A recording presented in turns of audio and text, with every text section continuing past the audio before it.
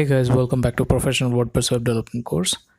So in our last video, we have seen this widget called as testimonial, right? So now let's continue from that. Now we'll see a widget called as tabs. On the right side on the screen, you can see I have created this column within a section where we have two columns, and in a first column I have added some heading and text, and on the right hand side I have added this widget called as tabs, right? So tabs widget is used to organize the content in a tabular fashion. If you can see, as you can see right here, I have divided these content like you can call it as a section. HTML5 section, there is CSS3 section, there is JavaScript section, and React.js section, right? So for these four I have used tabs so as to minimize the space requirement and also to organize it in a professional way to make it look more prettier and easy to access. Right now, if you see, just go to all widgets and scroll down under general tab. You have this option called as widget called as tabs, and you need to drag it and drop it wherever you want it to be applied, right? And then as soon as you drop it here, you'll have this design which is default, which comes by default. And here on the left hand side you can simply duplicate and add as many as tabs you want just by clicking this icon.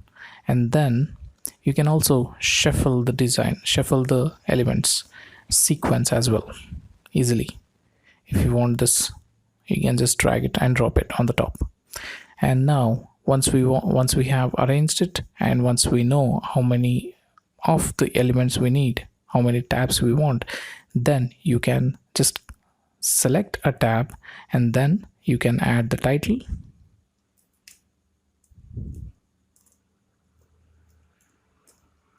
and then you can add the description. Here, this is the default description that comes with the design. You can change it as you want it.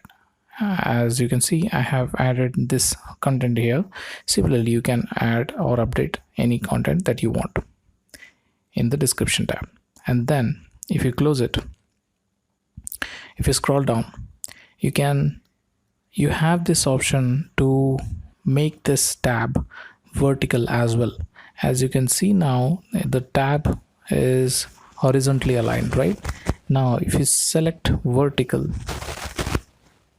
the design will be vertically aligned. Tabs, this feature is very much useful, and you will understand it once we start working on projects. We'll try to incorporate this tab widget as well in our project, so you understand the scenarios where we can easily incorporate this feature. And it is I must say, this is extremely useful feature as well. And then you have this alignment, top, center, down, or justified. In the vertical position you will not be able to understand clearly. If you select horizontal, you will understand it. If you select alignment at the start, it will start from here, and if you select in the center, the tabs will be aligned center, and if you select at the end, it goes here, and if you select justified, it will cover the entire space. So these are the options to add title and description, and then make it horizontal or vertical. And then we have this option for alignments, right? And in styles, we can, of course, as we'll have this option to change the colors of this tabs. Border width we can decide, and then border color you can select, and you can select background color as well. Now you have this under title tab, you have option to change the title text color and active title text color as well. What you want the active color text color to be, let's make it blue or something. You can play around with the design. And then typography, here you can change the font that you want, or size of the fonts, weight, right? Now again, coming to content, same features you can apply for content as well. You can change the font color. Let's keep it black. And then typography, similarly, you can select the font family, you can select the font size, you can